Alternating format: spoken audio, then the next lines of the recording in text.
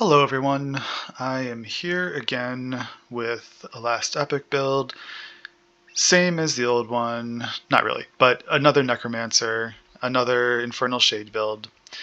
And I'm making this video though because I've had a few people ask about zero button, or not zero button, but one button options rather for the Necromancer. And so I wanted to just go into that in a bit more detail and actually have a video showing what the gameplay looks like there. So the way that we're doing this, same as always, we're doing Infernal Shade with lots of damage modifications. It looks a little bit different here though. So the key is Shifting Doom keeps our shade alive alive in quotes, but keeps the shade moving from targets to target. And we use Devour in Flames to make it target our minions instead of enemies. And the reason that we're doing that is because, so to get down to a one button build, you have really two options, because fundamentally we need to cast Infernal Shade and we need to cast Dread Shade. So to get rid of one of those buttons, only one of them can really go, and it's got to be Infernal Shade, because we always will have to cast Dread Shade to keep the duration refreshed on our Infernal Shade. So the way that we can get rid of this Infernal Shade regularly casting is by keeping it alive, keeping the shade alive on our minions. And then there's also an added bonus of subjugation, which increases the damage over time.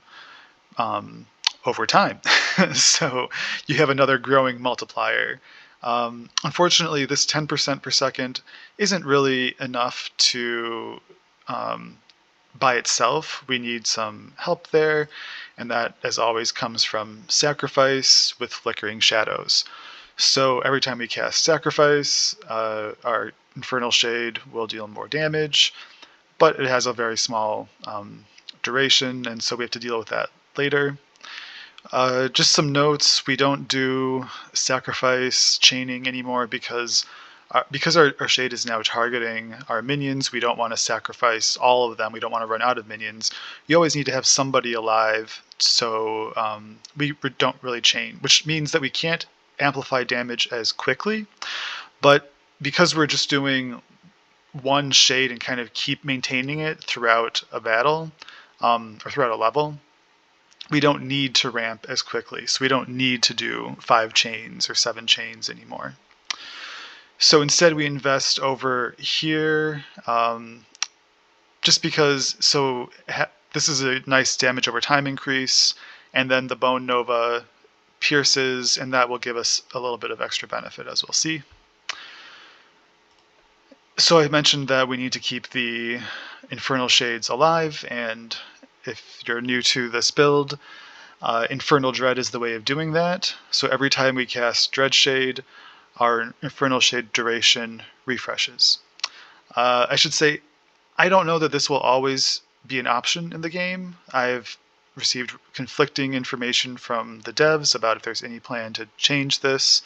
I suspect that if they did change it, at worst it's going to be a cap on how many times Flickering Shadows can modify our Infernal Shade. But I just want to put it out there that I don't know that this will always be an option. Dread Shade, beyond other key elements of Dread Shade are Beyond Death, that gives us a zombie each time, and then Final Grasp to do a sacrifice cast. And again, sometimes I've taken this up to 2 or 3 points, but for our one button build, again, we don't want to burn through our minions too quickly, so I just put 1 point here.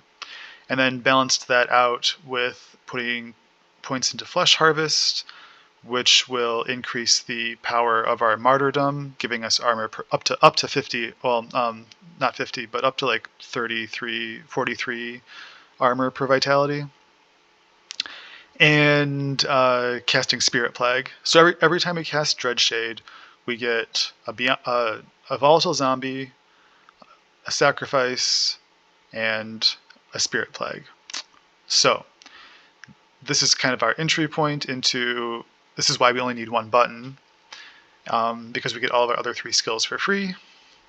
And with Volatile Zombie, this is pretty standard Volatile Zombie build, just getting extra minions because they will either be sacrifice targets or they will soak up Infernal Shade, and then getting extra ward from health for the max zombies. This limit of 1 zombie per cast is fine because we only can make 1 zombie anyway with Beyond Death. So I will say that when you use this, when you use Giant Zombie, you kind of are limiting yourself in terms of the experimental items that were added in 9.2. The experimental zombie on potion use is limited, but I kind of feel like that interaction might be a bug, because otherwise it gives you a number of zombies equal to multiplied by your Dreadful Horde level. So I have decided for this build just to avoid the experimental affixes because they can kind of be broken right now. I don't trust that they are balanced. I mean, I know that they are not balanced. You can do just ridiculous, absurd things with them right now. So I don't like that personally. I want things to be at least somewhat balanced between classes. So I am just going to avoid them for now and not use them in this build. Our last skill is just Spirit Plague, because we get that for free from Dread Shade. Alternatively, you could switch it with Aura of Decay because that's just a toggle, so it's another way to keep this one button, but I prefer Spirit Plague because of Pestilence, for one. Having a stacking damage modifier is really nice. And you also get some fun stuff like Slow and Frailty. And so this is pretty minor, but you do get 12 ward every time you hit an enemy with Spirit Plague. And so we do get ward from sacrifice hits and from Bone Nova hits. So pretty minor thing there, but it does add, I mean, we're also doing some extra damage per second. This is trivial compared to what we get our Infernal Shade ramped up to, but it's not nothing and can help out if we lose the Infernal Shade or just if we haven't ramped it up yet. But either way, Spirit Plague or Aura of Decay can go there. For gear, the only gear we really need, so you do really need Elix Envy for a 1-button build because you need that reduced mana cost modifiers. You also need at least 1 Cycle of Putrescence, ideally 2, because you need those zombie bodies coming back. They are very important. It's our only constant source of minions, and you get those minions without having to press any buttons or cast anything. Very nice. Other than that, the rest of your gear, just focus on health, armor. Dread Shade bonus is nice. Use the best wand or two-handed staff with the best elemental damage over time modifier you have. Raw Mind is fine offhand, but you can use something. You could use the other part of Lich's Envy if you want, just for the extra max shades. Not a big deal. It's not going to have a huge impact. And a Twisted Heart is still the best thing you can get for a relic, just because of that ward generation. So, and we will be generating ward because all we do is cast Dread Shade over and over. That's basically it. For idols, I just stack Vitality to increase my Martyrdom bonus and round out my defenses and my resists. That's basically it. Gearing is not that critical for this build, thankfully. Blessings, we have some Fire Shred. We have focus on armor. you can get more health, or you can do something, void resistance, whatever you feel like. Critical strike avoidance is standard, and ward per second to very minor, but balances things out a little bit. And everything else from Lagon kind of sucks. Okay, so that's enough talking. This is how the build actually works. I just have skeletons on my skill bar because in case I don't have any minions, I can get them started with skeletons. And once you have zombies, then they will never go away. I have a transplant on my skill bar, but it's really optional. It's just there because I don't need anything else. And standard monolith procedure is just to put up a bunch of dread shades to activate the spell power bonus from Lich's Envy, and then cast Infernal Shade.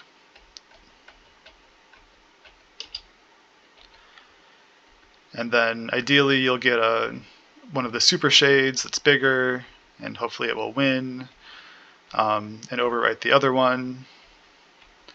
And then we just maintain our shade. And now we can go through the level, just casting Dread Shade every second or so. Just taking little baby steps. You can send your guys forward, and they'll just melt everything. And you'll see that my zombies are jumping and over. That's because they're trying to spit their venom vomit on people, but they get confused if the target's moving and they just keep jumping. That's fine, because I did those 2 points because they're basically free if you have 2 cycles of putrescence. Okay, here's the problem with this build, with one button build. Bugs. There are bugs with Infernal Shade. They are display bugs. That is not the size of the actual radius right there. But this will happen sometimes, or it will go eventually probably completely invisible. I've reported the bug. I hope they fix it someday. It's pretty annoying, but it doesn't actually affect anything, so it's not the worst thing in the world. So yeah, and the reason that we're able to keep this going is that we are creating so many minions from our zombies, their resurrection, and more zombies generated by Dread Shade, that there are Infernal Shade can only tick 3 times a second. So as long as you're creating more than 3 minions per second, which we are, you will have a net positive flow of minions, and everybody will be okay. You just have to make sure that a zombie doesn't wander off on its own. So sometimes throwing in a command just to keep them together is useful. There I lost it because I wasn't really sure who even had the shade on them. Kind of annoying, but as you can see, not a big deal. Don't panic. Just recast and carry on.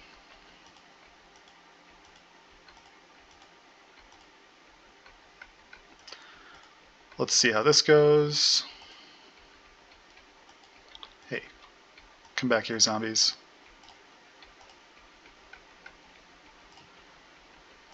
Oh, just fine.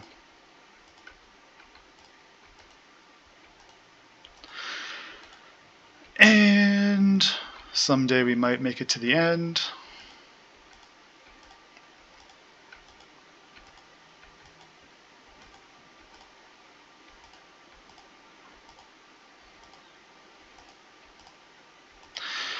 But yeah, as you can see, so this is, what am I? I'm at corruption 900 something right now. Very easy, no problems. Everything is getting one shot. Having those zombies leap into battle is a huge benefit because they just deliver that shade right to everybody's face and they melt.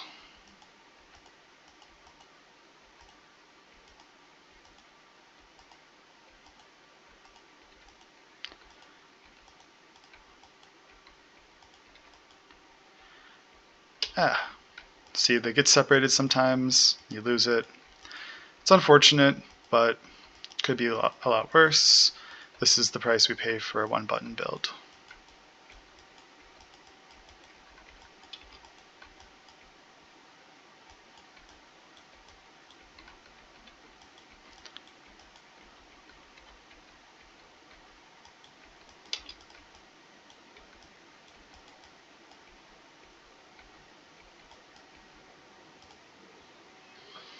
Fun. Okay. Now let's just do a boss real quick, and then I'll talk. Well, before I do a boss, let's talk about the other way you can do a one-button build. So remember, we need some way, basically, to cast Infernal Shade. And there is another option. That is, Summon Volatile Zombie has Effigy of Combustion, which casts Infernal Shade on an enemy when the zombie dies. We also have the Ghostmaker, which can cast Infernal Shade when we kill an enemy. If you have Devour in Flames, the Ghostmaker will also trigger potentially when you kill one of your own minions with Infernal Shade. So this is certainly a possibility. This means you just don't have to do anything. You just throw out your zombies, they die, they cast Effigy of Combustion, and the cycle continues. The major problem here is that I've talked about this before in other videos, that when you have these chance to cast Infernal Shade, you eventually overwrite your shades and lose the buff. By buff I mean the flickering shadows stacks that have built up. So if you go this route, you just can't really do boss fights. Effigy of Combustion is like a non-starter in boss fights, and especially when combined with Ghostmaker. It's fine for running monoliths, but because of the incompatibility with boss fights, that's why I showed this method using Devour in Flames instead, and just maintaining our shades on our minions. Okay, and now let us show how we do boss fights. So strategy is basically the same. The only difference, well, let's see. Let's use the Ghostmaker. I'm going to summon some wraiths, put up dread shades, and then I'm going to switch back to the Dragonhorn Wand instead of the Ghostmaker. So that what that will do is that the shades that I cast while the Ghostmaker is equipped will get that multiplier for each wraith that was out, but I won't have to worry about overwriting my Infernal Shade as it kills off my own minions. So, and this is optional, you don't have to do this. You can skip the Wraith section completely, you can skip the Ghostmaker, and you can just build up normally with the same process. This is just a little extra getting started bit. And actually, first of all, yeah, no, this is fine. This is fine. Okay, so I'm going to summon 1, 2, 3, 4.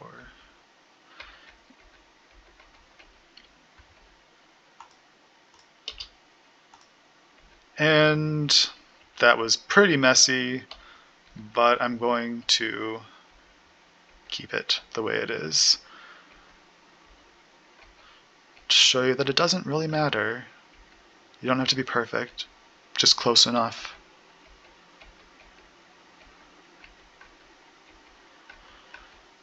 And then we'll just let the damage ramp up for a bit.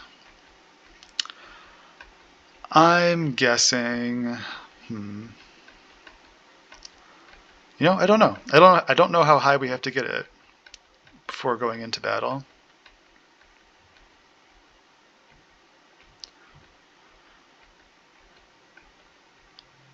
But let's try this. Let's just see how this goes. In theory, you could sit here, excuse me, you could sit here as long as you want to just let that damage ramp up. And we're going to send everybody in ahead of us. Oh yeah, that was plenty.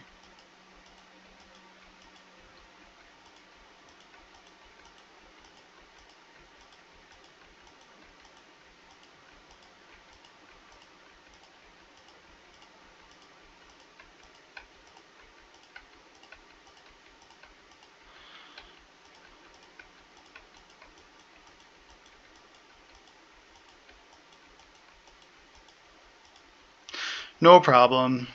Took a second. I'm sure we could have gotten it down to an instant kill too, if I'd kept going or if I'd had a better setup. And I don't know if I have that on with LP. Anyway, okay, that is the end of one button Infernal Shade Necromancer. I hope this was useful to you, and if you have more questions, just let me know. Thank you, as always, for your support and for your interest and engagement. I appreciate it. Take care, and I hope you have fun in game.